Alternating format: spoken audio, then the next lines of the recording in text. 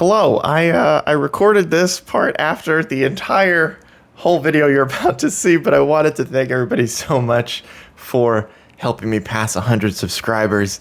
I made a video about Bo Burnham's Netflix special, which you should definitely still go watch if you have not seen it, or if you want to check out the review, but that review went mini viral for me, which is pretty exciting, and we got some new eyes on the channel, and I appreciate all of the new people, and I especially appreciate everybody who's been here since the beginning, and thank you so much for checking out my content. All right.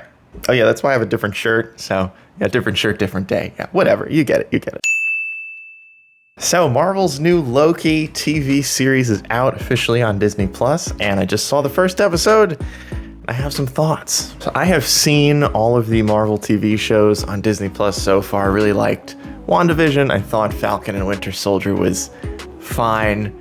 And now we're on to Loki. And I think if WandaVision felt too weird and Falcon and Winter Soldier felt too much like a typical Marvel film, Loki seems like it's going for somewhere right in between. This was a really good first episode. First episodes are also sometimes tricky because you want to suck the audience in as quickly as you can, but sometimes you get bogged down in world building and introducing too many characters. A big advantage that these shows have is that the world is already pretty much built, and so they can just dive right in with the more exciting and interesting stuff, and that's sort of what they do here. First thing I wanted to talk about is performances. I think the best part of these Marvel shows is that they've been taking characters that you don't really get to see too much of in the movies and giving them a way better platform for expanding upon their character overall and going way more in depth. And we saw it a lot in WandaVision, and we saw it done really well in Falcon and Winter Soldier.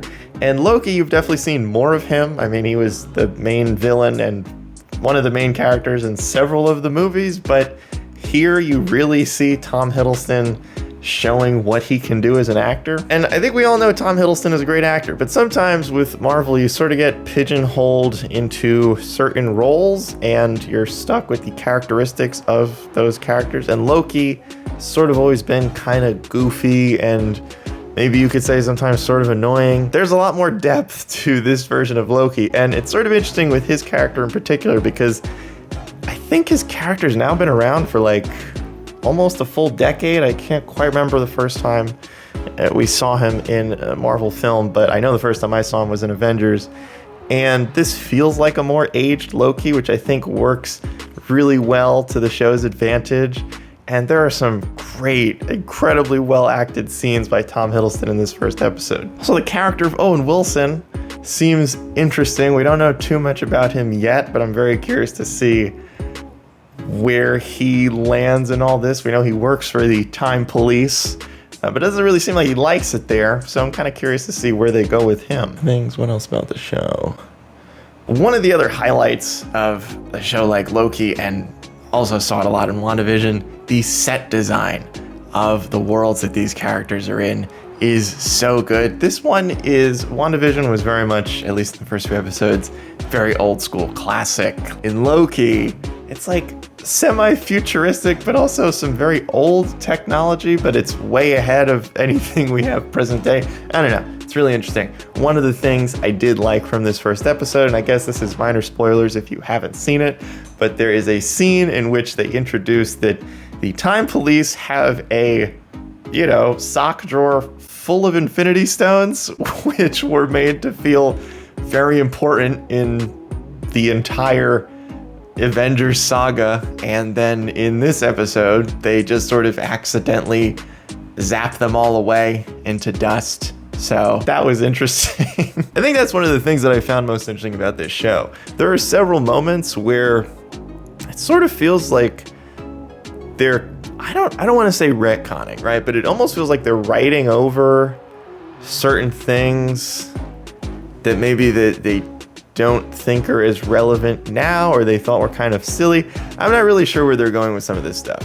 I know that I had a lot of questions. Whenever you introduce time travel, open yourself up to a lot of plot holes. And it sort of felt like the beginning of this episode, I mean, I don't want to say they added to, we knew Avengers Endgame with time travel, there was going to be some plot holes. But it felt with the time police arc, at least in the beginning of this episode, and sort of how they tried to explain their way around massive plot holes. I don't know how I feel about this. The biggest question, because they arrest Loki for veering outside of the timeline, is that him escaping wasn't supposed to happen. And then he asks, well, were the Avengers supposed to invent time travel in order to reverse the events of Thanos and the Infinity Stones? And they were like, yeah, pretty much. And it's like, okay. I guess you could say that, but it does seem very convenient. Not that Marvel films and TV shows are not based on convenience, as are a lot of movies. But that felt like, okay, yeah, sure. Tony Stark was supposed to invent time travel in like 10 minutes, and then didn't Tony Stark go back to his, I don't know, like, didn't they in Avengers Endgame like interfere in like the original like 1930s, 1940s? He like went back and met his dad. That was all supposed to happen? I don't know. Again, that's what I'm saying. Sometimes when you introduce stuff like this, it's hard to not think back to other events that seem like they couldn't have possibly been part. But I don't know. You know, look, they're trying to explain some of this stuff away, and I think to a certain extent you can't think too hard about a lot of the logic here going through the timeline. I would definitely recommend giving this show a watch. I think if you're a Marvel fan, you're going to enjoy it because you probably enjoy pretty much everything they make. I think if you're somewhere in the middle like me, who wants Marvel to sort of veer into doing less formulaic stuff, this is in that category. It feels a lot closer to WandaVision than Falcon and Winter Soldier. It feels like they are trying to do something a little bit different, and Tom Hiddleston, I think, is one of the best leading actors they could have picked for his own show. Really well directed and really well acted, and there's only like one Marvel dad joke, which is a big win. That's a big win.